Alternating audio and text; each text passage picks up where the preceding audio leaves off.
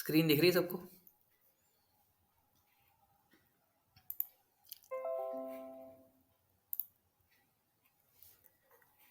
हाँ जी, दिख रही है। ठीक है, ठीक है। तो निफ्टी का हमारा थोड़ा-सा प्रोजेक्शन यहाँ पे गलत हुआ था। हम उस दिन यहाँ पे डिस्कशन किया था कि यहाँ से बाउंस बैक मैं एक्सपेक्ट कर रहा था। बट लेकिन वो एट द एंड और नीचे आ गया। तो मैंने थोड़ा रिवाइज़ चार्ट बनाया। मेरा चार्ट रीडिंग में थोड़ा-सा गलती था। बॉटम यहाँ पे बना नहीं था एक्चुअली। और हमारा ये पैरेलल चैनल अभी भी इंटैक्ट है मोर और लेस। थोड़ा-सा ब्रीच हुआ है बट मोर और लेस इंटैक्ट है। तो जब भी हमने देखा कि ये इस तरह की ब्रीचिंग होती है तो हम सीधे-सीधे एक और लाइन बना देते हैं। तो क्या आइडिया होगा यहाँ से थोड़ा बहुत बाउंस बैक करके वापस से जाएँगे और 200 मूविंग एवरेज को टेस्ट करने का ट्राई करेंगे। अब ये जो हमारा ट्रेंड लाइन था, ये चैनल था हमारा, उसका टेस्ट भी हो जाएगा, 200 मूविंग एवरेज भी टेस्ट हो जाएगा और हमारा जो मीन रिवर्जन था यहाँ पे इस पॉइंट को, ये लाइन हमारा मीन रिवर्जन लाइन हो गया। तो ये इसका बराबर इक्वल विड्थ का हमारा चैनल बन के वो भी टेस्ट हो जाएगा। तो मोटा-मोटा हमारे काफ़ी सारे कॉन्फ्लुएंस वाले पॉइंट्स हो जाएँगे निफ्टी पे, जो कि हमको यहाँ पे एक स्ट्रॉन्ग सपोर्ट प्रोवाइड करेंगे। वो ऐसा नहीं हुआ कि बिल्कुल बॉटम पे आगे होगा, क्या पता बीच से ही रिवर्ट कर जाए। बट ये है कि ये जो ज़ोन हमारा रहेगा, ये हमारा बाइंग ज़ोन रहेगा इन्वेस्टमेंट के लिए, नॉट फॉर ट्रेडिंग।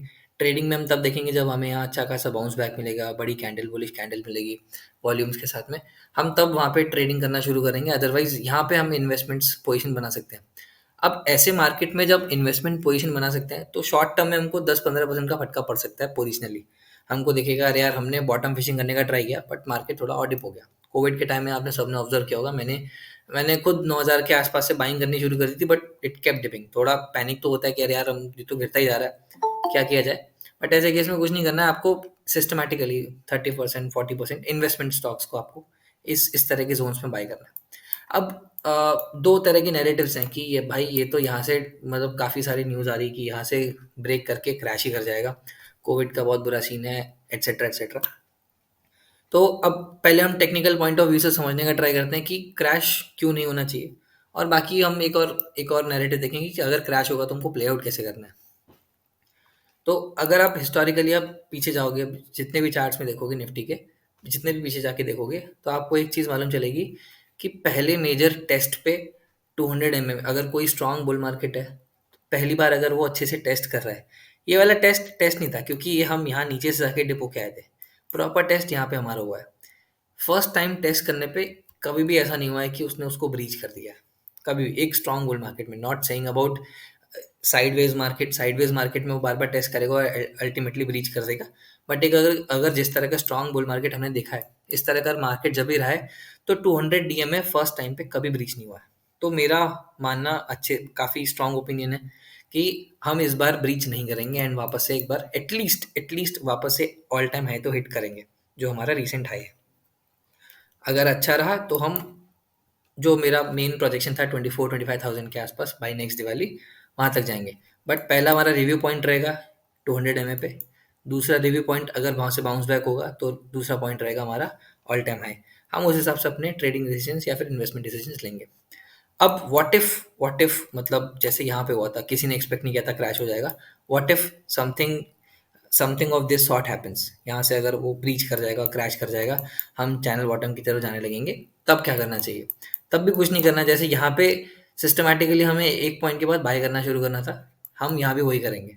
हम जैसे देखेंगे अगर ये ब्रीच हो रहा है, सस्टेन हो रहा है, हम अपनी सारी ट्रेडिंग पोजीशंस एग्जिट करेंगे, जो भी होगा, लॉस होगा, प्रॉफिट होगा, वॉट सारी पोजीशंस एग्जिट करेंगे और उसमें धीरे धीरे इन्वेस्टमेंट पोजीशंस बनाना शुरू करेंगे अगर वो नीचे आना शुरू होगा तो हमारा गेम प्लान क्रैश के टाइम हमेशा ये होना चाहिए, कैसा भी क्रैश रहा हो, चाहे 2008 का क्रैश था, चाहे डॉट कॉम बबल था, चाहे कोविड क्रैश था, कैसा भी क्रैश था, हमेशा उस पे डिप बाय करना है सिस्टमैटिकली। एक बार बल्क में डालोगे तो 20-30% का झटका देखने को मिल सकता है, जो कि साइकोलॉजिकली उतना हैंडल नहीं कर पाते। तो इसीलिए धीरे धीरे सिस्टमैटिकली बाय करना है, चार्ट स्टडी करना है। मार्केट जब गिरता है तो अच्छा खासा मौका देता है, टाइम देता है पैसा लगाने के लिए। हड़बड़ाहट नहीं करनी कि नहीं यार अब तो इससे ज़्यादा डिप नहीं मिलेगा और हमको सीधे बाय कर लेना है। तो क्रैश वाला गेम प्लान तो हमको समझ में आ गया। और बाकी दूसरा गेम प्लान भी हमारा क्या रहेगा कि यहाँ पे, जो कि मोस्ट प्रॉब्ली होने वाला है, यहाँ पे हमारा बाइंग जोन है। यहाँ पे हम अपनी इन्वेस्टमेंट पोजीशंस बनाना थोड़ा एवरेज आउट करना शुरू करेंगे। यहाँ से जब टर्न लेगा, बुलिश कैंडल्स बनाएगा, तब वहाँ पे अपनी ट्रेडिंग पोजीशंस बनाना स्टार्ट करेंगे।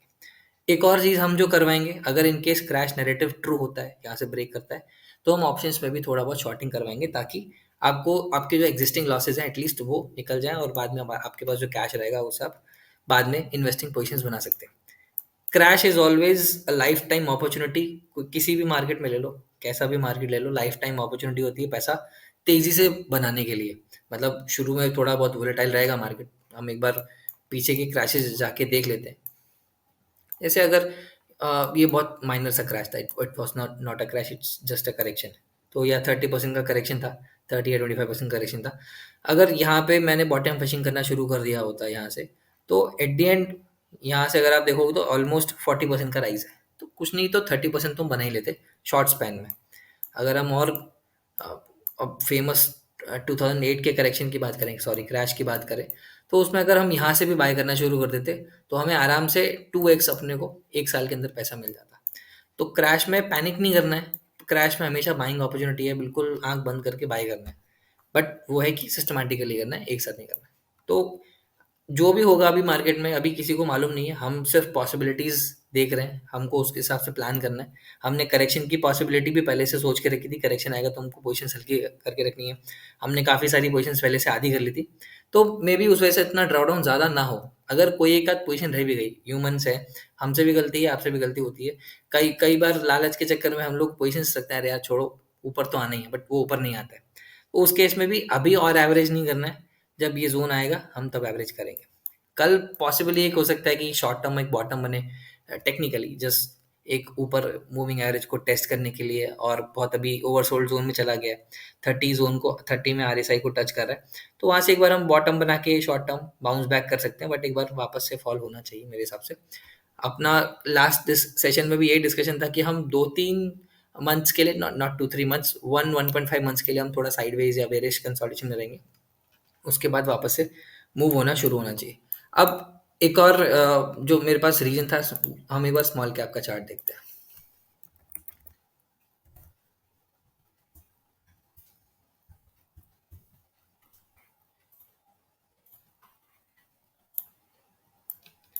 हमने ये चीज़ पहले डिस्कस की थी कि निफ्टी तो अपने ऑल टाइम हाई से बहुत ज़्यादा मूव किया था, पर क्या स्मॉल कैप इंडेक्स अपने ऑल टाइम हाई से बहुत ज़्यादा मूव किया है? क्या बहुत ही कम मूव किया है। ऑल टाइम हाई था 9600 के आसपास, और हम 12,000 भी टच नहीं किए प्रॉपरली, जो कि निफ्टी के कंपैरिजन में इतना बड़ा मूवमेंट नहीं है। तो बड़ा करेक्शन मार्केट में एक थंब रूल आप बना लो, बड़ा करेक्शन तभी आता है जब स्मॉल कैप इंडेक्स बहुत ज़्यादा एक्सीड कर जाए निफ्टी से। क्योंकि स्मॉल कैप इंडेक्स हमारा ज़्यादा रिस्की एसेट है, रिस्की इंडेक्स है, तो डेफिनेटली उसमें रिटर्न्स भी ज़्यादा आने चाहिए। लेकिन अभी तक रिटर्न ज़्यादा नहीं आ रहे हैं, अभी तक ओवरऑल रिटर्न सबड्यूड ही हैं, रादर देन निफ्टी के ज़्यादा हैं। तो बहुत बड़ा क्रैश की उम्मीद तो जो, हेलो, थोड़ा माइंड को ऐड कर लो ना, ऐड कर रहा है, आ नहीं रहा है क्या हुआ? क्या? मेरी आवाज़ प्रॉपरली आ रही है? हाँ जी, आ रही है। तथागत क्या कह रहे थे आप? वो माइंड ऐड नहीं हो पा रहा। मुझसे कह रहे हो किसी और से कह रहे हो? अच्छा, ऐड नहीं हो पा रहे।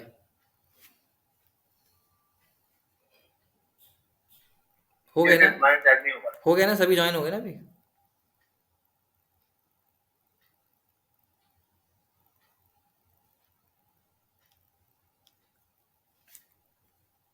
हो गए ज्वाइन? हाँ भाई, हो गए जॉइन। ठीक है, ठीक है। तो मैं स्मॉल कैप के बारे में बता रहा था कि भाई, रिवाइज करवा दो जो चालू करा है कुछ कुछ। ठीक है। तो दो तरह के हम नैरेटिव डिस्कस कर रहे थे कि या तो, एक मिनट, कौन है,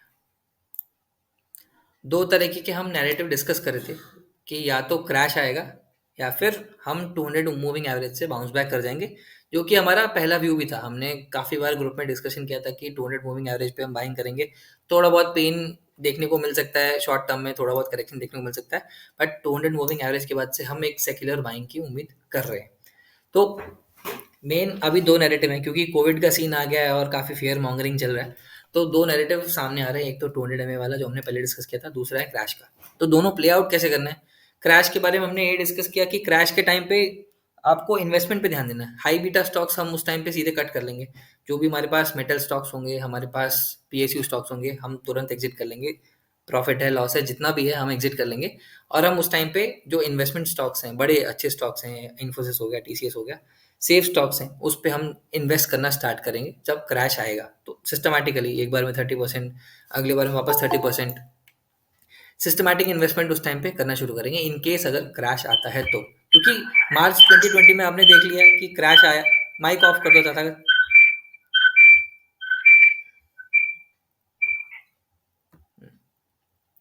2020 हमने देख लिया कि क्रैश आया था, डेफिनेटली क्रैश आया, बहुत बड़ा क्रैश था। और किसी ने 9000 बाई किया, किसी ने 8000 बाई किया, बट लेकिन वो डिप होता गया और थोड़ा पैनिक क्रिएट हो गया, तो लोगों ने काफ़ी लॉसेस पे अपने होल्डिंग्स बेच दी थी। तो वो चीज़ इस बार नहीं करनी है। अगर इन केस क्रैश मिलता है, पेशेंस रखना है, कैश रखना है हाथ में। अभी से अगर किसी की पोजीशंस में कैश नहीं है तो अपना कैश रख ले पोजीशंस में, पोजीशंस कट कर ले अपनी काफ़ी सारी।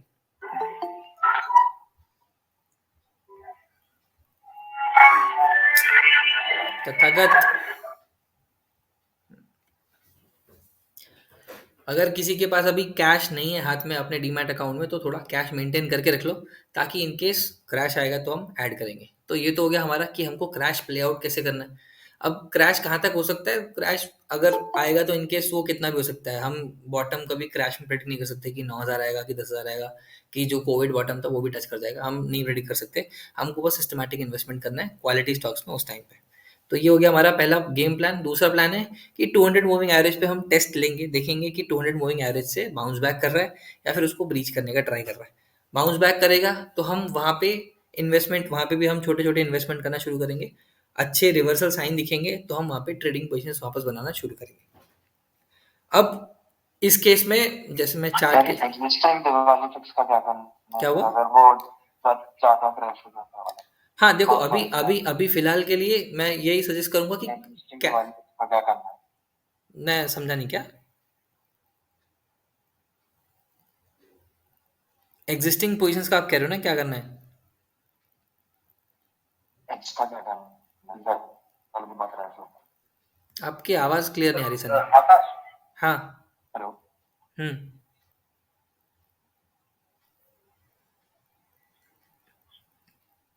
बताओ तथागत, बताओ क्या हुआ।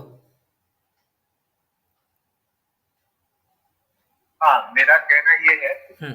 200 एमए के नीचे जब जाएगा तभी जाके हम लोग को बेटर कट करना है, और उससे पहले ही कट करना है। 200 मूविंग एवरेज पे हम रिव्यू लेंगे कि हमको बेटर वहां पे पे फिक्स देखो, प्रॉपर देखो ये 200 मूविंग एवरेज ब्रीच होना है कि नहीं होना है। मैं क्या डिस्कस कर रहा था कि हमने हिस्टोरिकल चार्ट देखा निफ्टी का।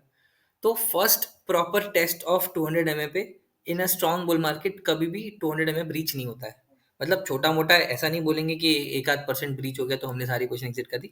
मतलब प्रॉपर सस्टेन अगर उसके नीचे कर पर रहा है। तुमने हाँ, कल के माइंडसेट किया था 200 एमए को टेस्ट करते ही है हर साल। मैं मेरे को चार्ट पे दिखाता हूँ, मुझे आवाज़ कल इतनी तुमने क्लियर। हाइंडसाइट किया था। हाँ,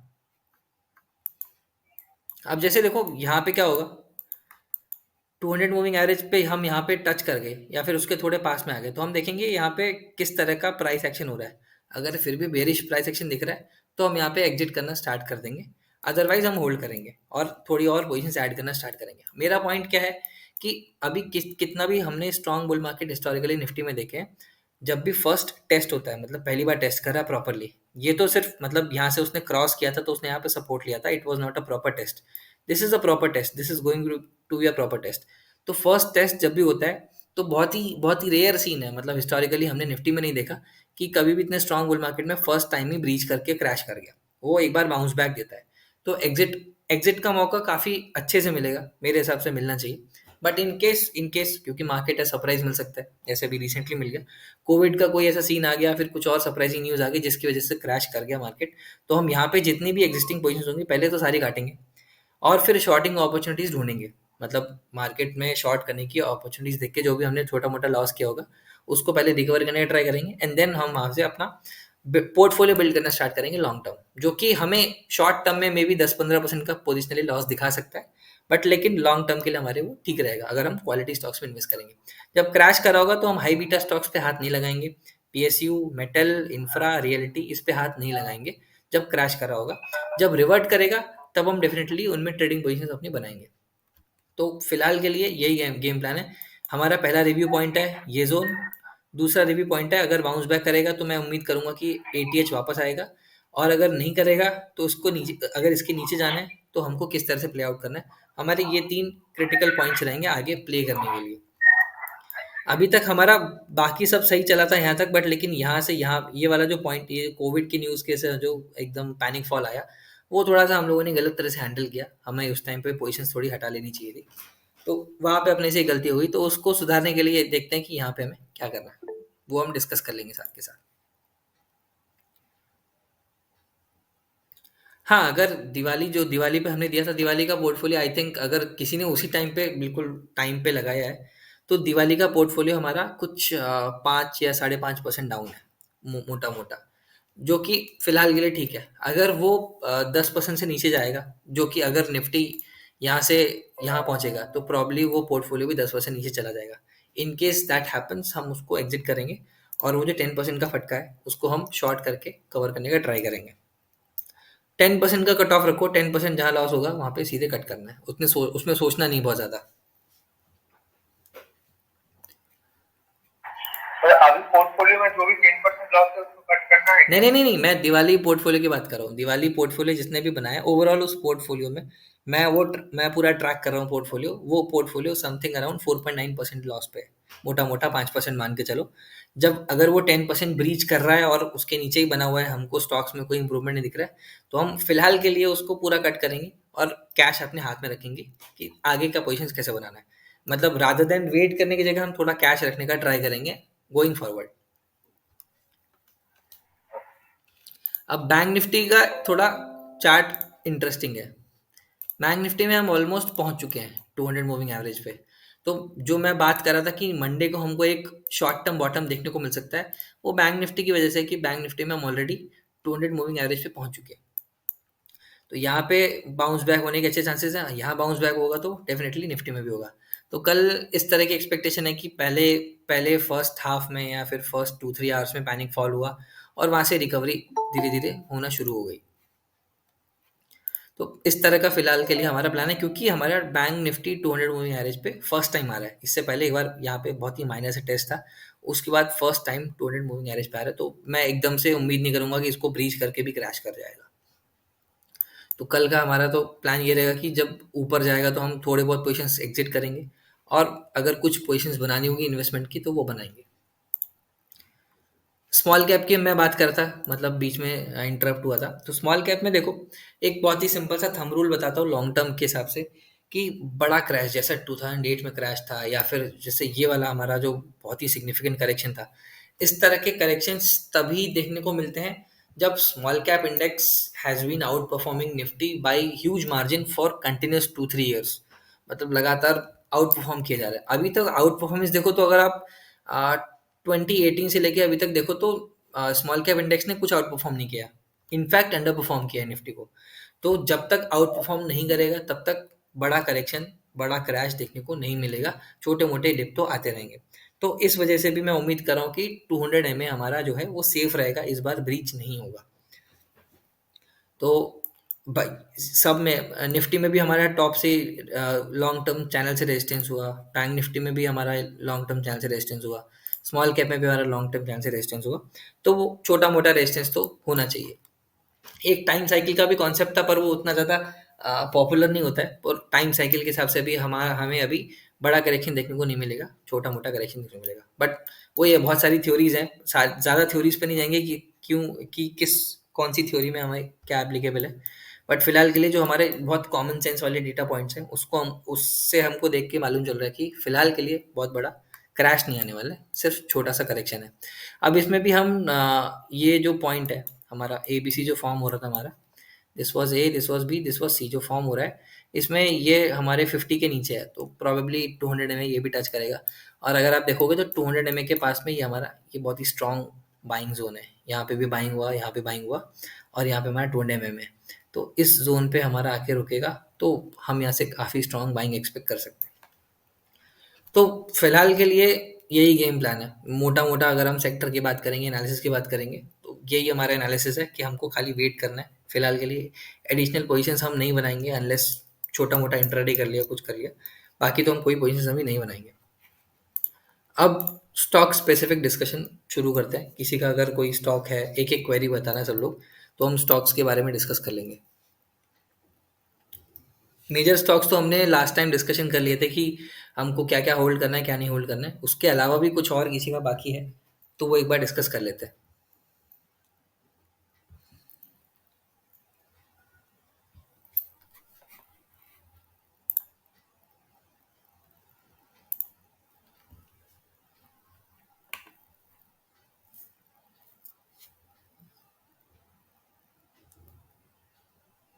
हाँ, एक और मैं अपने एंड से एक चीज़ बताना भूल गया।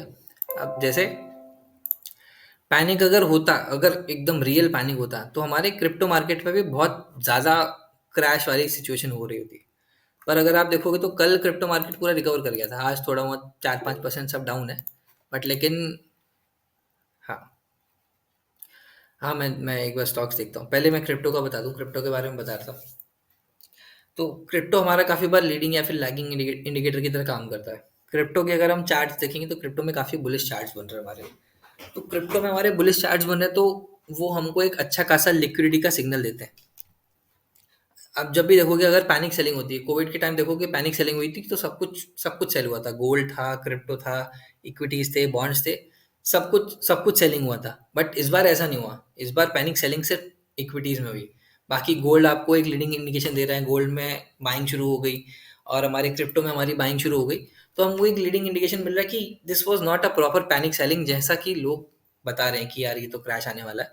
अगर क्रैश होता तो सब कुछ क्रैश करता। सारी चीज़ें क्रैश नहीं करी, बहुत जल्दी रिकवर कर गए। तो ये भी एक हमारे पास हिंट है कि exactly this is not a real panic situation, जो कि जैसा मीडिया में बताया जा रहा है। तो वो भी हम एक लीडिंग इंडिकेटर की तरह काम कर सकते हैं। अब सनी आपने क्या बोला है?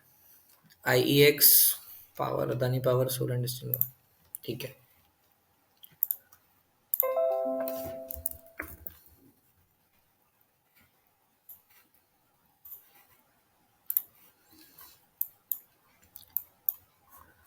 अब सोलर इंडस्ट्रीज का देखो, हमारा ये लॉन्ग टर्म चैनल है। ठीक है। अगर आप हिस्टोरिकली अगर आप स्टॉक को देखोगे तो उसमें कई बार मोमेंटम जब बनता है तो मोमेंटम बना ही रहता है। तो वैसे ही यहाँ पे मोमेंटम बना है और पैराबोलिक मोमेंटम बना है। जैसे यहाँ की अगर हम बात करेंगे तो this was not a parabolic momentum. ये एक्चुअली धीरे धीरे जाके उसने वेज बना दिया और करेक्टिव मोड में आ गया। बट यहाँ पे हमारा पैराबोलिक मोमेंटम है जो कि जस्ट शुरू हुआ है। तो इतनी जल्दी तो नहीं रुकेगा। ये तो हो गया, लेकिन हमारा बड़े लेवल का चार्ट हो गया। हम उसको थोड़ा डेली टाइम फ्रेम पे देखेंगे तो पहला तो हमको दिख रहा है कि ये 50 मूविंग एवरेज पे, सॉरी 20 मूविंग एवरेज पे आ रहा है। अब ऐसा ऐसा अगर मैं एक सिंपल सा एक रूल बताता हूँ, common observation, it's not a rule, common observation है। अगर इंडेक्स या फिर हमारे जो वीक स्टॉक्स हैं वो हमारा 200 मूविंग एवरेज पे आ रहे हैं, तो जो हमारे स्ट्रॉन्ग स्टॉक्स होंगे वो कम से कम 50 मूविंग एवरेज पे तो आएंगे। बहुत रेयर केस होगा कि वो 20 मूविंग एवरेज से ही बाउंस बैक कर जाए। There is a good chance कि वो 20 मूविंग एवरेज को ब्रेक करेंगे और 50 मूविंग एवरेज पे आके रेस्ट करेंगे। ये चीज़ हमने उसके लिए, अपना मैकडॉवेल के लिए भी बोली थी कि 20 पे मत बाय करो। क्लियरली बोला था कि 950 के आसपास 20 मूविंग एवरेज है, वहाँ पे बाय नहीं करना है। 900 आएगा या फिर 850 आएगा जो कि 50 मूविंग एवरेज के आसपास है, वहाँ पे हम बाइंग करेंगे। अब ये जो 50 मूविंग एवरेज है सोलर इंडस्ट्रीज में, ये काफ़ी इंपॉर्टेंट जोन है। ये जोन हमारा चैनल का रीटेस्ट भी है। जो चैनल हमारा ब्रेकआउट हुआ था, एक बार रीटेस्ट हुआ, वापस रीटेस्ट हुआ। बट क्योंकि अभी मार्केट करेक्टिव है तो एक बार वापस रीटेस्ट होने की चांसेस है। तो बहुत रेयर केस में हम बाय करेंगे 2600 के आसपास, और थोड़ा पेशेंस रखेंगे तो हमको 2400 के आसपास भी मिल जाना चाहिए। नहीं होगा तो जब एटीएस ब्रेक करेगा तो वापस एंट्री कर लेंगे। मतलब ऐसा ज़रूरी नहीं कि ऐसा हो ही होगा। जैसे मैंने बोला कि रेयर सिचुएशन में ऐसा होता है कि 20 मूविंग एवरेज से ही रीटेस्ट करके ऊपर चला जाए। बट अच्छे चांसेस है, 90% चांसेस हैं कि आपको ये चैनल बॉटम का टेस्ट एक बार वापस मिल जाएगा। तो या तो यहाँ पे एंट्री देखेंगे। अगर यहाँ पे अगर नहीं हो पाई, बाय बाय एनी चांस छोटा मोटा ऑर्डर हमारा मिस हो गया, तो उस केस में हम जो ऑल टाइम हाई है उसके ऊपर ब्रेकआउट ले लेंगे। मोरलेस मतलब आपको 5-10% का ऊपर नीचे चलेगा, मतलब इतना ज़्यादा लोड नहीं आना चाहिए उस चीज़ का। सोलर इंडस्ट्रीज में हमारा एंट्री का अराउंड 2450 के अराउंड एंट्री का। हाँ, 2450 के आसपास आप ऑर्डर कंप्लीटली लगा के बिठा रख, के रख हाँ, सकता हूँ मतलब 2450 के आसपास आप ऑर्डर लगा के रखो। और नहीं मिलता है तो फिर एटीएच जब ब्रेक होगा तब ऑर्डर तब करेंगे। नो ट्रेडिंग जोन में वो क्या होता है कि आपको लगे यार यार शिट 2% नीचे चला गया, मैं थोड़ा बाद में एंटर करता, या फिर ऊपर चला जाएगा तो भी आपको ये लगेगा। तो क्लियर रखेंगे रूल्स कि भाई या तो 50 मूविंग एवरेज पे या फिर ऑल टाइम हाई ब्रेक करेगा तो।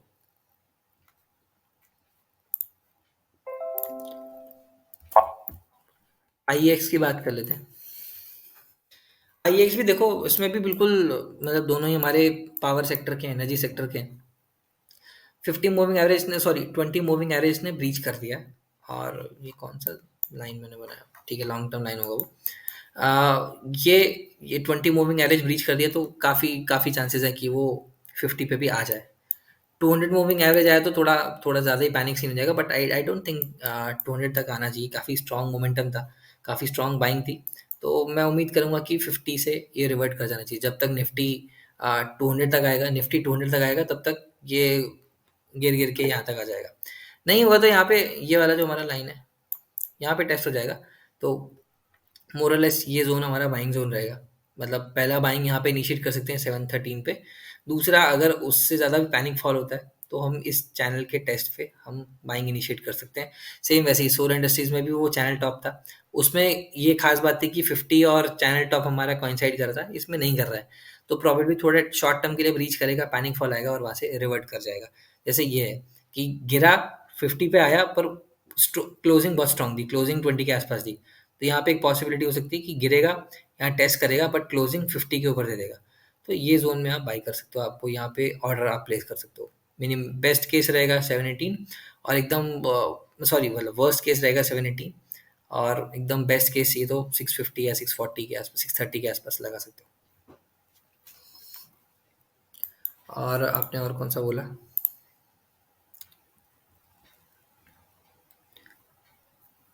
अदानी पावर।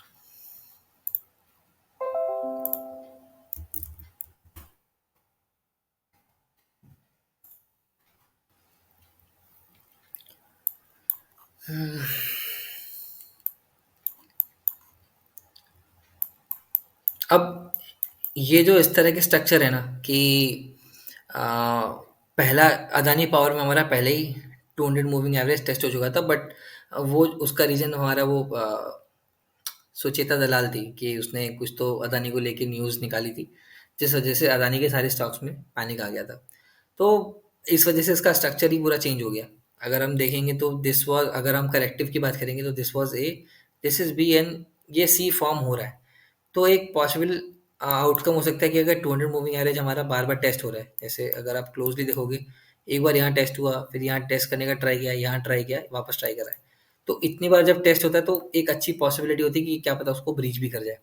ब्रीच करेगा तो शॉर्ट टर्म ब्रीच करने के लिए जो हमारा सपोर्ट जोन रहेगा वो हमारा यही जो पिछला फॉल का बॉटम था वो रहेगा 70, या फिर ये वाला जो टॉप है हमारा 63 के आसपास। तो अभी इस पॉइंट पे मैं सजेस्ट नहीं करूँगा, क्योंकि आप अगर देखोगे तो जो कर्वेचर है इसका, हमारे 20 मूविंग एवरेज का कर्वेचर है वो थोड़ा सेल मोड में आ रहा है। मतलब 20 मूविंग एवरेज हमारे 50 के नीचे जा रहा है, और जहाँ ये तीनों, ये सारे के सारे मूविंग एवरेज 200 के नीचे गए तो उसमें एक्सट्रीम सेलिंग आ जाएगी।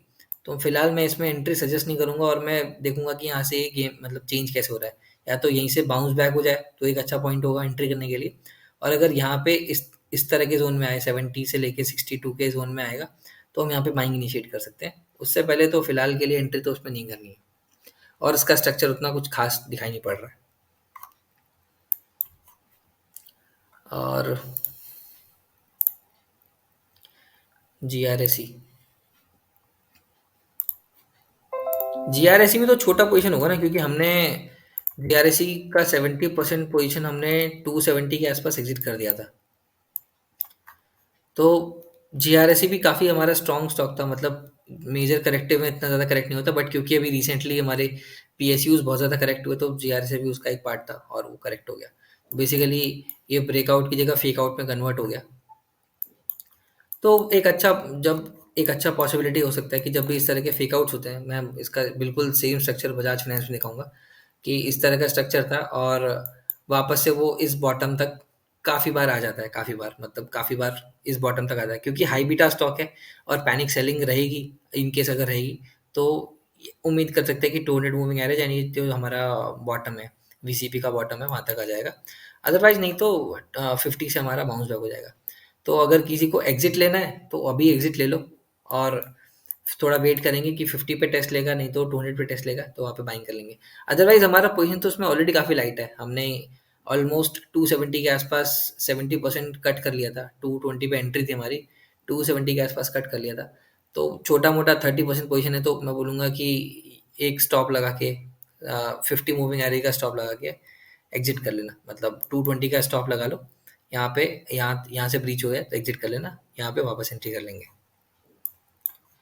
मैं दिखाता हूँ बिल्कुल ऐसी स्ट्रक्चर बजाज फाइनेंस का।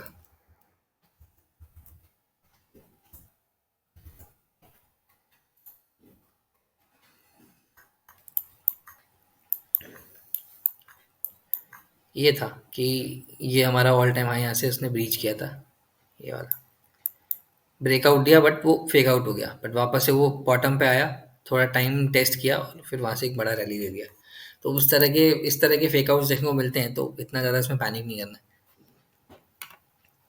और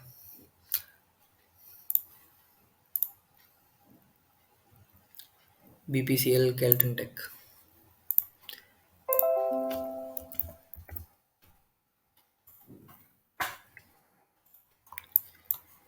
BPCL,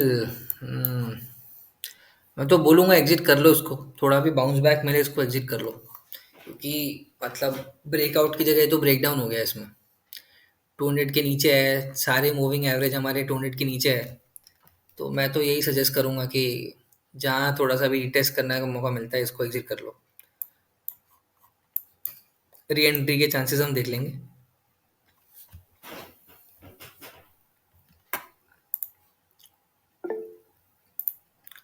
टाटा स्टील भैया, कैल्टन टेक एक बार देख लेते हैं।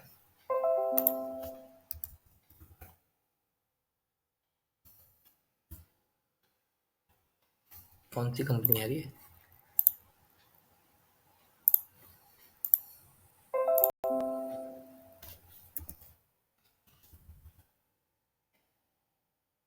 और नाम है क्या इसका? कैल में, या फिर गलत लिख रहा हूँ? ले लेते हैं। कैन टेक की है। हाँ आते हैं, टाटा मोटर्स पे भी आते हैं। काफी टा, ज्यादा था। टाटा स्टील हमारा जो हमने बोला था कि लीडिंग इंडिकेशन हमारा था, कि निफ्टी में हमारा सेम स्ट्रक्चर बन सकता है। तो टाटा स्टील भी हमारा 200 मूविंग एवरेज पे है, चैनल बॉटम पे है। तो फिलहाल के लिए तो मैं बाउंस बैक एक्सपेक्ट करूंगा, मतलब शॉर्ट टर्म के लिए।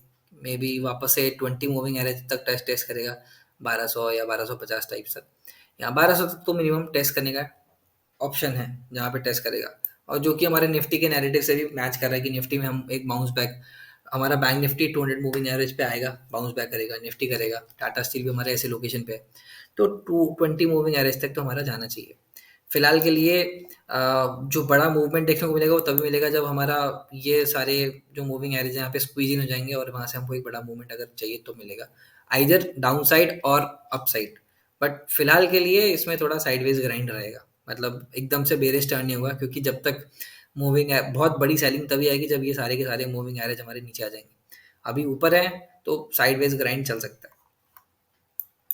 तो अभी तो ऐसा तो कोई प्रॉब्लम नहीं है, एंट्री नहीं करेंगे फिलहाल के लिए इसमें। बॉटम फिशिंग तभी करेंगे जब रिवर्सल सिग्नल दिखेगा।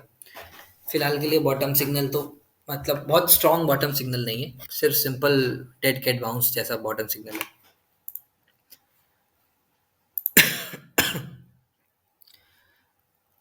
हाँ एक मिनट, के केल डबल केल एच, ओके।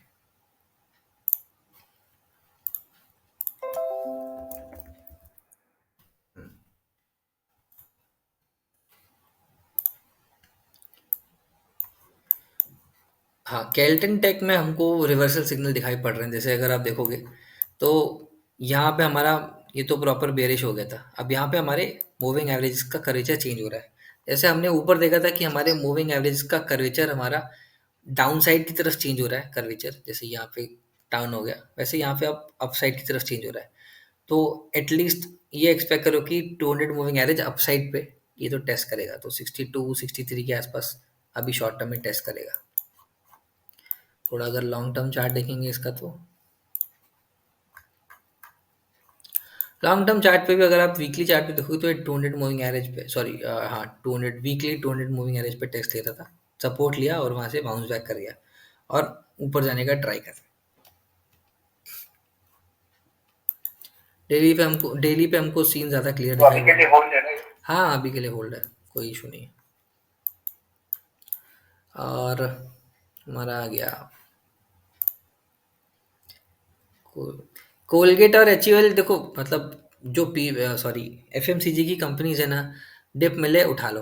कोलगेट आप आए दिन सब लोग यूज़ कर रहे हैं, कोई डॉक मतलब वही अ, काफ़ी कॉमन काफ़ी कॉमनली यूज़ होता है, मतलब प्रोडक्ट ऐसा प्रोडक्ट है जो कि आप रेगुलर लाइफ में यूज़ करते हो। कोलगेट हो गया और इस तरह की कंपनीज होगी, और एचयूएल के भी सेम प्रोडक्ट्स हैं, आप रेगुलरली यूज़ करते हो। एल्गो रूल बताओगे 120 रीचिंग रीटेस्ट का? एल्गो मतलब मैं समझा नहीं आपका क्वेश्चन। सॉरी पहले मतलब बेसिकली मैं रुको, मैं एक एक करके जाता हूँ, ठीक है। तो कोलगेट एचयूएल को मैं बोलूंगा आपको डिप मिल रहा है, आप एसआईपी शुरू कर दो, उसमें आपको डिप मिल रहा है, आप एसआईपी शुरू कर दो। इस तरह की एफएमसीजी कंपनीज में देखो कोई कोई चार्ट काम नहीं करता, बिल्कुल स्ट्रेट लाइन होता है उनका चार्ट, अगर आप एचयूएल की बात करोगे। लॉन्ग टर्म आप चार्ट देखोगे तो सीधा सीधा चार्ट है, इसमें क्या ही हम ज़्यादा पैटर्न बना लेंगे, उसमें ज़्यादा कोई टेक्निकल एनालिसिस काम नहीं करता है, सीधा सीधा चलता रहेगा। आपको बीच में मेजर करेक्शन देखने को मिल सकते हैं जो जो कि अगर क्रैश होगा तो, बट लेकिन फिलहाल के लिए ऐसा नैरेटिव नहीं है, तो आप लॉन्ग टर्म इसमें एसआईपी चालू रखो। इसमें कोई अगर ट्रेडिंग पोजीशन है तो ठीक है, डेफिनेटली एग्जिट कर सकते हैं, बट लेकिन अगर आपकी लॉन्ग टर्म पोजीशन है तो इसमें कोई कोई कोई फर्क वाली बात नहीं है, एसआईपी चालू रखो, चलता रहेगा वो। पीवीआर पीवीआर का सीन हो गया है कोविड के चक्कर में।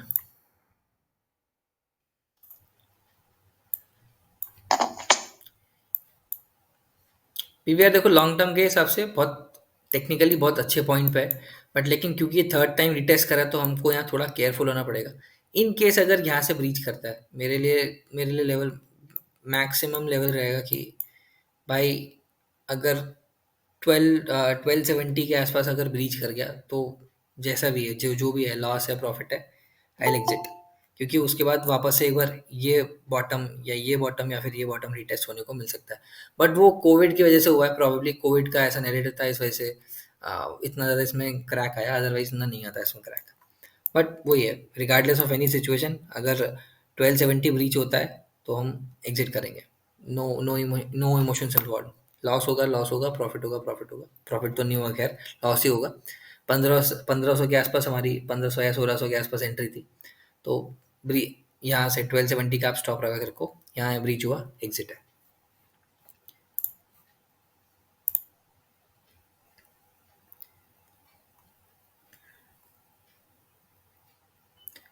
नहीं, फार्मा पे बेट अभी इसलिए नहीं करेंगे ना, क्योंकि न्यूज़ बेस्ड सेलिंग थी। न्यूज़ वो भी मैनिपुलेटेड न्यूज़ बेस्ड सेलिंग थी, तो जब तक हमको टेक्निकली अच्छे पॉइंट्स नहीं मिलते फार्मा में हम तब तक एंट्री नहीं करेंगे। काफ़ी बार इस तरह की न्यूज़, जैसे मैंने ग्रुप पे डिस्कस किया था कि फार्मा और आईटी में हमको काफ़ी बार फेक आउट देखने को मिलते हैं, जस्ट बिकॉज हमको सेफ जोन में जाना है। जैसे आईटी और फार्मा स्टॉक्स हो गए, सेफ जोन हो गया कोविड के चक्कर में, तो जस्ट बिकॉज कोविड का सीन का न्यूज़ आ गया तो हम उस बेसिस पे एंट्री नहीं करेंगे। और हमने काफ़ी बार देखा है, झील में हमने देखा था, हमने और दो तीन और स्टॉक्स थे जिसपे हमने बताया था कि न्यूज़ पे एंट्री नहीं करनी है, जब हमको टेक्निकली साउंड पॉइंट मिलेगा तभी एंट्री करेंगे, क्योंकि मोस्टली केसेस में फेक आउट ही होता है। एमसीएक्स एक बार देख लेते हैं।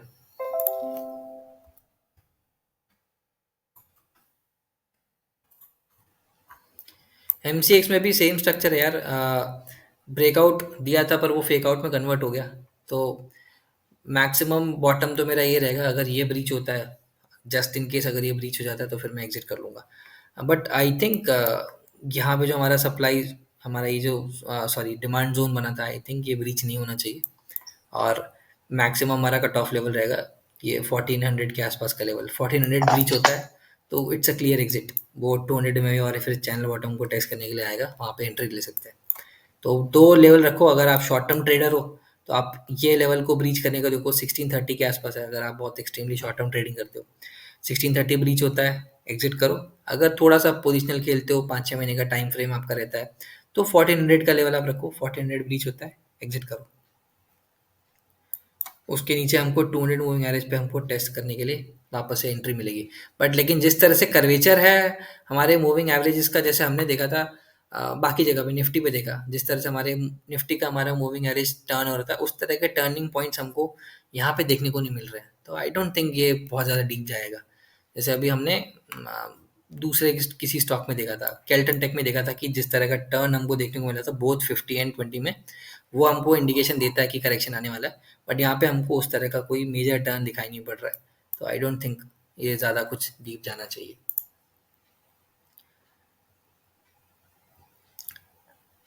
हाँ, विदार साहब क्या कह रहे थे, आप बताओ अभी। एमसीएक्स का 1500 था ना वापस। हाँ, 1500 मतलब ये वाला जोन, ये 1450 और मतलब मोटा मोटा ये जोन पकड़ लो।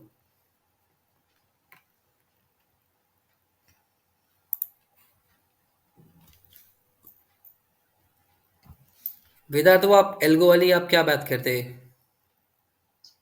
यार मतलब ये जैसा तीन है, 20 mA, 50 mA, हाँ 200 mA, हाँ राइट। हाँ तो इसके बेसिस पे हम मतलब खुद टेक्निकल एनालिसिस करना चाहते हैं। हाँ। तो मतलब जैसे कब हमें स्टॉप लॉस रखना चाहिए, कब एंट्री लेनी चाहिए, वो मेरे को एक बार समझना था। ये मतलब यार मेरा तरीका बहुत ही काफ़ी डिस्क्रेशनरी है। मतलब मैं सिर्फ 20 50 और 200 नहीं देख रहा हूँ। मैं और भी बहुत सारी चीज़ें देख रहा हूँ कि ओवरऑल हमारा स्ट्रक्चर कैसा है, कोरिलेशंस कैसे हैं, बाकी चीज़ें कैसी चल रही हैं। तो मेरा अगर एनालिसिस की आप बात करोगे तो प्योरली 20 50 200 पर नहीं है। ये चीज़ योगेश आपको ज़्यादा बेटर बता पाएंगे, वो आज ज्वाइन नहीं किए हैं क्योंकि उनका कुछ पर्सनल काम था। बट अगर आप उनसे डिस्कस करोगे तो वो ज़्यादा ऑब्जेक्टिवली आपको बताएंगे कि 20 50 एम में मतलब ऑब्जेक्टिवली कैसे यूज़ करना है एल्गो बनाने के लिए। अदरवाइज मेरा तो काफ़ी काफ़ी डिस्क्रिशनरी रहता है। आपने मेरे व्यूज़ देखे हैं, मेरे सारे व्यूज़ डिस्क्रिशनरी रहते हैं। ठीक। हाँ, टाइटन बायो।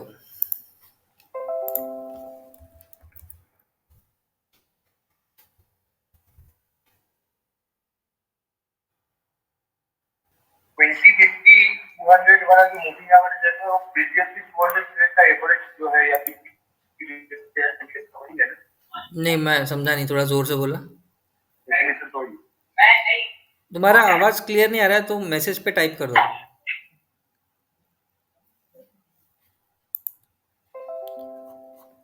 टाइटन बायो काफ़ी इम्पोर्टेंट पॉइंट पे है। मतलब अगर हम देखेंगे आ, ये टाइटन बायो हमने डिस्कस किया था, ठीक है।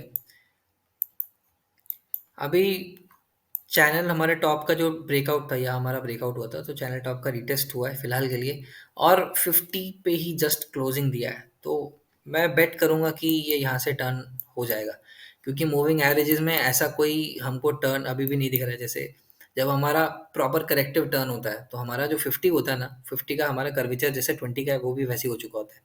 फिलहाल के लिए हमको ऐसा नहीं दिख रहा है, तो मैं उम्मीद करूंगा कि ये बाउंस बैक करके शॉर्ट टर्म के लिए 20 पे जाए, नहीं तो एटलीस्ट एटीएच पे, मतलब सॉरी, एटलीस्ट 20 पे जाए, और नहीं अगर अच्छा चला तो वापस से एटीएच टेस्ट करेगा।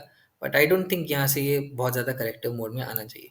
नहीं आएगा तो आपको पता ही है रूल कि भाई 22 अगर यहाँ से ब्रीच करेगा, ऑब्जेक्टिवली अगर हम सोचें, दो पॉसिबिलिटीज़ है। हायर चांसेस किसके हैं, 20 पे वापस या फिर एटीएच पे वापस।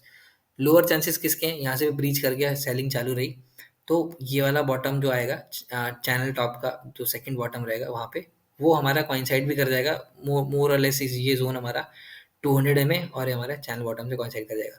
तो एंट्री किसी को लेनी है तो यहाँ कर सकता है, नहीं तो रिवर्सल प्ले आउट कर सकता है। दो पॉसिबिलिटीज़ है, higher possibility upside, lesser possibility downside. तो इस तरह का व्यू है। अगर किसी को एग्जिट लेना है तो एग्जिट के लिए जो अभी रिसेंट हमारा जो लो बना है 240 का, वो स्टॉप लॉस लगाओ और राइड करो। बेस्ट तरीका रहेगा, 240 का स्टॉप लॉस लगाओ और राइड करो। थांब थांब थांब काय म्हणताय ते बघू दे. अ, चल काय नाही चल कर तुझं कर अभ्यास. तू कर ना बेबी, तुझा फिनिश कर. आता झोप येत नसती. नाही, डोकं फुटतंय खाली पडलं तर. यूएसडीटी तो आपका, अच्छा एक मिनट को मैं ऊपर के स्टॉक देख लेता हूँ। आरटी इंडस्ट्रीज,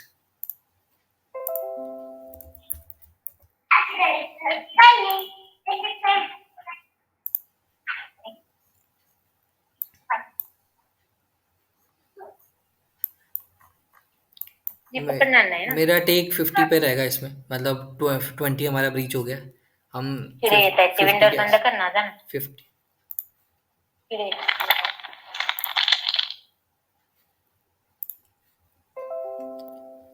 हाँ, तो वैसे तो ये काफ़ी मतलब काफ़ी स्टेबल स्टॉक रहा है, और in most of the cases 50 moving average लगातार होल्ड किया है, क्योंकि सेलिंग थोड़ी स्ट्रांग है, जैसे यहाँ स्ट्रांग सेलिंग थी, यहाँ स्ट्रांग सेलिंग थी, तो उन सारे केसेस में 50 मूविंग एवरेज होल्ड किया है।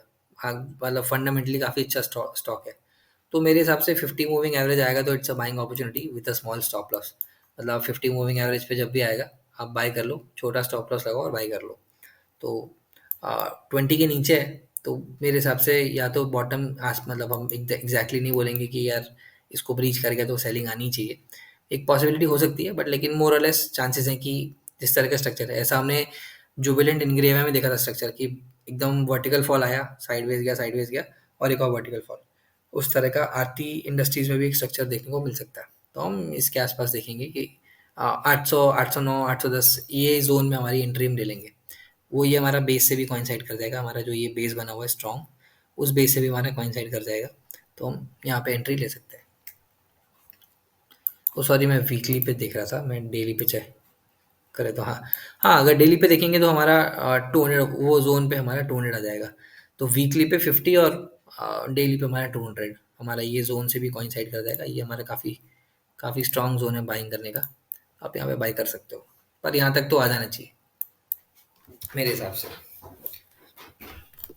स्ट्रक्चर अगर हम देखेंगे तो सेम टू सेम स्ट्रक्चर हमारा जुबिलेंट इनग्रेविया में था, ऐसे ही बिल्कुल इस तरह की सेलिंग आई थी। उसमें भी ऐसे ही बॉटम था हमारा।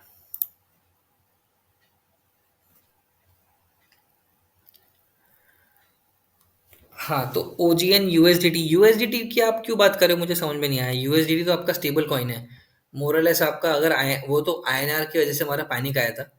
अगर आईएनआर का हमारा पैनिक ठीक हो जाएगा, मतलब वो तो न्यूज़ की वजह से पैनिक था, तो धीरे धीरे रिकवर कर गया, 60 तक आया था हमारा यूएसडीटी, और 60 के बाद वापस अभी 78 79 पे चल रहा है।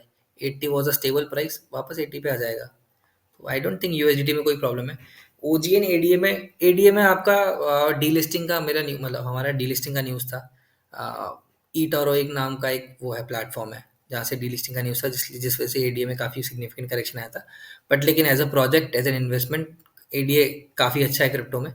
ओजीएन अपना सिर्फ सिंपल ट्रेडिंग बेट है, उसमें वो इन्वेस्टमेंट नहीं है। आपका स्टॉप लॉस हिट होता है, आप स्टॉप लॉस हटाओ, नहीं तो जिस तरह का उसमें स्ट्रक्चर है उसमें एक वर्टिकल मूव देखने को मिलना चाहिए।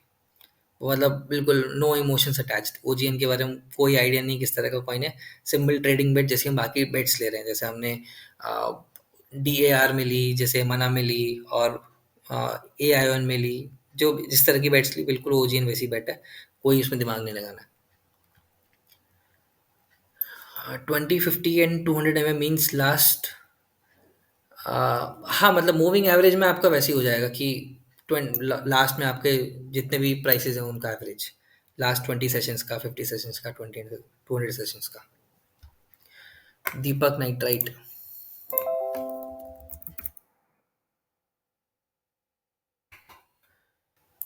मतलब मैं आंसर नहीं करना चाहूँगा कि ये जोन कौन सा जोन है, मतलब काफ़ी काफ़ी एविडेंट है कि ये वाला जोन ही हमारा बाइंग जोन है। ये हमने शायद ग्रुप पे भी डिस्कस किया था कि ये जोन हमारा बाइंग जोन रहेगा, चैनल टॉप भी हो जाएगा और 200 मूविंग एवरेज भी टेस्ट हो जाएगा। फर्स्ट टेस्ट है अगर आप देखोगे तो, after a long long long time this is the first test in this entire bull market. तो आई डोंट थिंक इतनी जल्दी ब्रीच करेगा। तो यहाँ पे इस जोन में, इस पूरे जोन में हम छोटी से बाइंग कर सकते हैं और छोटा सा स्टॉप लॉस लगा सकते हैं। अगर आपको स्टॉप लॉस लगाना है तो maximum stop loss can be 1720, या फिर 7 राउंड फिगर कर लो, 1700 कर लो। यहाँ पे बाइंग करके 1700 का स्टॉप लॉस लगा के आप एंट्री कर सकते हो, काफ़ी सेफ एंट्री रहेगी मेरे हिसाब से।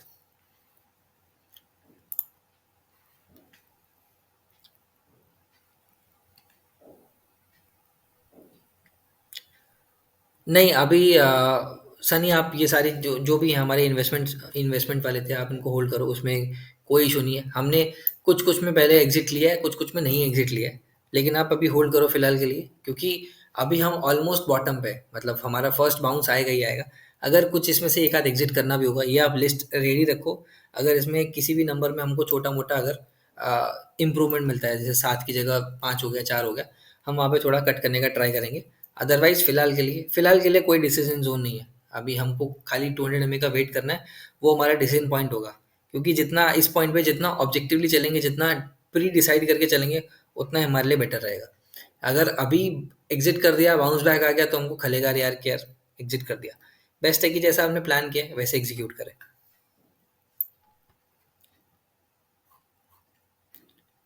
तो बाकी हाँ, मैं कुछ क्रिप्टोज के बारे में बता रहा था, मतलब मैं क्या चार्ट स्ट्रक्चर देख के मैं ट्रेडिंग बेट्स दे रहा था, मैं खाली वो बताने का ट्राई करूँगा। मतलब वो आप भी सर्च कर सकते हो, मुझे भी हेल्प मिलेगा। मतलब आप स्टॉक मतलब क्रिप्टो का बेट डाल देना, अपन उसको स्टडी कर लेंगे।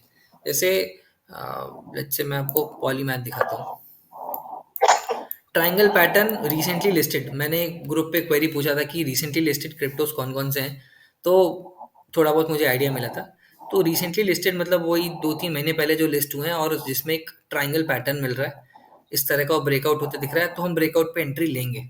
मतलब ये काफ़ी काफ़ी मैंने चलते हुए देखे पैटर्न। मैंने जैसे GALA मैंने एक देखा था, ये ये हमारा ट्रायंगल पैटर्न था, और काफ़ी काफ़ी स्मूथ ब्रेकआउट था। ब्रेकआउट हुआ, रीटेस्ट हुआ, एंड देन बिल्कुल नॉन स्टॉप 8x का मूवमेंट हुआ। तो इस तरह के हम क्रिप्टो देखेंगे। अगर आपको भी मिलता है, आप ग्रुप पे डालो, सजेस्ट करो, हम चार्ट स्टडी करेंगे और बात करेंगे। अब इसमें एक इम्पॉर्टेंट चीज़ थी कि उसने मूवमेंट कहाँ से पकड़ा। मूवमेंट वहाँ से पकड़ा जहाँ क्रॉस ओवर हो रहा था, हमारा 20-50 से क्रॉस करा था। इसमें क्योंकि रिसेंटली लिस्टेड है, तो हमारे सिर्फ 20 और 50 प्लॉट हो सकते हैं, जहाँ पे हमको दूसरे तरह के मूवमेंट मिल रहे हैं। सॉरी, मतलब जिसमें हमारा ड्यूरेशन ज़्यादा है पहले से, तो उसमें हमको 200 भी मिलेगा। तो जहाँ भी हमारा 200 से ऊपर हमारा 50 है, 50 से ऊपर हमारा 20 है, हम वहाँ पे ट्रायंगल पैटर्न ढूंढेंगे और हम बाय करने का ट्राई करेंगे। ये मार्केट मतलब हमारे नॉर्मल इक्विटी मार्केट से काफ़ी अलग है। मतलब इस तरह के पैटर्न्स अगर हम इसमें थंब रूल्स देखेंगे तो काफ़ी अलग चलते हैं। तो फिलहाल के लिए मैंने देखा कि ये पैटर्न जो हमारा है, ये काफ़ी काम कर रहा है। जैसे मैं और दिखाऊंगा आपको।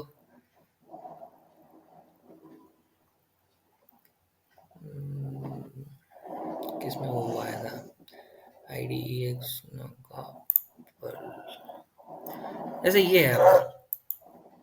इसमें आप देखोगे तो थोड़ा सा क्लमजी सा इसका स्ट्रक्चर है, बट यहाँ पे हमारा मूवमेंट मतलब क्रॉसओवर हो गया हमारा। फिर थोड़े टाइम के बाद यहाँ पे एक बहुत बड़ा मूवमेंट आया, काफ़ी सिग्निफिकेंट मतलब 130-140% का मूवमेंट था। हमको वही मूवमेंट कैप्चर करना है। हमें मतलब नहीं कि ये क्रिप्टो आगे कितना जाएगा, कितना बढ़ेगा। ये हमारे सिर्फ ट्रेडिंग बेट्स हैं। हमारे इन्वेस्टमेंट बेट्स वही हैं जो कि मेटावर्स में हैं, या फिर जो कि काफ़ी हमारे स्टेबल कॉइन्स है, उनमें हम इन्वेस्टमेंट करेंगे। बाकी जो भी ट्रेड्स आएंगे वो सिर्फ ट्रेडिंग पर्पज़ के लिए होंगे। किसी में 40% मिलेगा, किसी में 100% मिलेगा, किसी में अच्छा रहा लग रहा है तो 200% मिलेगा। इससे ज़्यादा होल्ड नहीं करना है कोई भी ट्रेडिंग बेट को। स्टॉप हिट हुआ तो हिट हुआ, डबल हुआ तो डबल हुआ, इतना ही सिंपल है। इस तरह की स्ट्रक्चर आप सर्च करो, और एक वो ट्राइंगल वाला पैटर्न सर्च करो। आप भी रिकमेंड कर सकते हो, हम लोग स्टडी करेंगे और साथ में बाय करेंगे।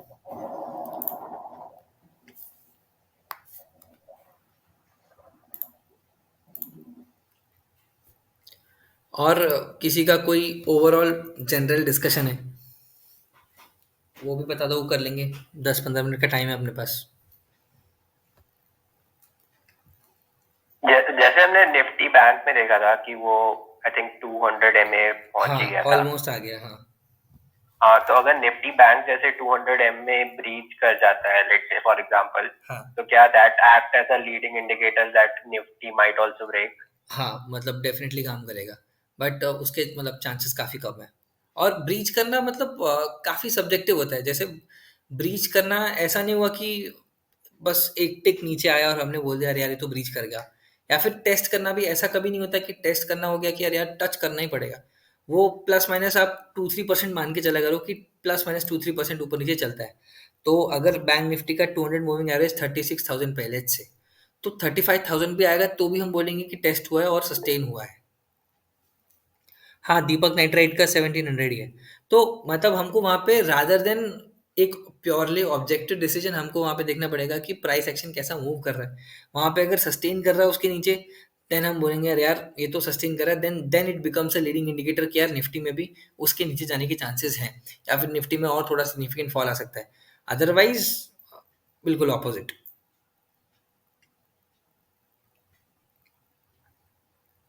तो वो देखने के लिए वो तो हम लाइव मार्केट में हमारा जो भी डिस्कशन रहेगा वो तो हम करते रहेंगे, उसमें कोई प्रॉब्लम नहीं आएगा।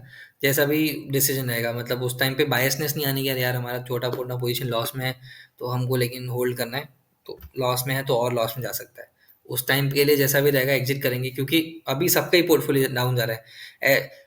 एक पॉइंट होता है जैसे हमने कुछ हमने सेलिंग देखी थी जहां हमारा पोर्टफोलियो ऊपर जा रहा था, जैसे बीच में शुरुआत का जब फॉल आया था तो उसमें हमारे पोर्टफोलियो को इतना नुकसान नहीं होता, बट जो रीसेंट फॉल था, पैनिक फॉल था, वो सेक्युलर सेलिंग थी, इसमें सब कुछ गिरा है, चाहे कोई स्टॉक, आईटी स्टॉक हो एक्सेप्ट फार्मा, बाकी सारे स्टॉक्स गिरे ही गिरे थे। तो ऐसे टाइम पे अपने को बचाना ज़्यादा इंपॉर्टेंट रादर देन हम ऐसे सेक्टर आइडेंटिफाई करें जहाँ पे मूवमेंट हमको छोटा मोटा मूवमेंट मिल जाए, हमारा पोर्टफोलियो होल्ड हो जाए, वो चीज़ नहीं करनी है। और कोई किसी का स्पेसिफिक पॉइंट है तो बता सकते हैं।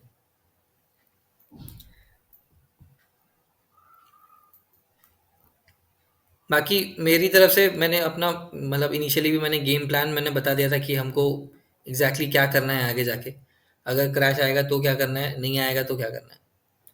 टालना, हाँ टालना डिस्कस कर लेते हैं। और दूसरा क्या बताया, चलो ये दो लास्ट डिस्कस कर लेते हैं, प्रीमियम एक्सक्लूसिव्स। ठीक है,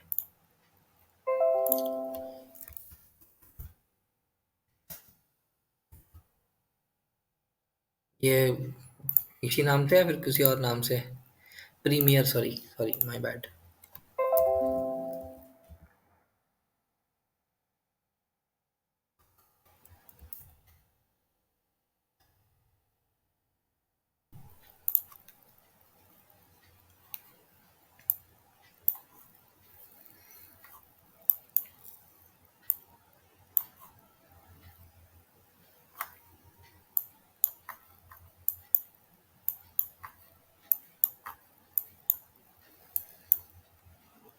ये ये प्रॉपर बाइंग नहीं है, ये सिंपल टाइम पास बाइंग है ये यहाँ पे पंप एंड डंप हुआ है, जितना वॉल्यूम का यहाँ बाय हुआ था और उतना ही वॉल्यूम का यहाँ पे सेल हो गया है। तो अनटिल और अनलेस यहाँ पे हमको एक अच्छा ब्रीच देखने को नहीं मिलता है 288 का, तब तक इस पे तो मैं तो हाथ नहीं लगाऊंगा, क्योंकि बाइंग होनी चाहिए या तो ऐसी होनी चाहिए बाइंग, इस तरह की बाइंग, इस तरह की बाइंग नहीं होनी चाहिए। ये बाइंग थोड़ी सी रिस्की रहती है, ये बाइंग अच्छी है। तो यहाँ पे ये लाइन मार्क कर लो, थोड़ा सा वेट करना पड़ सकता है, बट इसके ऊपर जाएगा अच्छे वॉल्यूम के साथ तभी बाय करेंगे, अदरवाइज ये वापस से टाइम पास करेगा यहाँ पे साइड में, साइडवेज।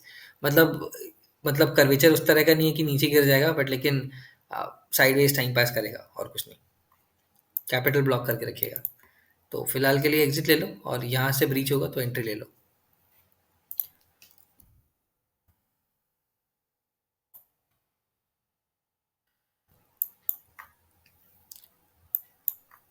तांडा में हमने एंट्री इस कैंडल के आसपास ली थी।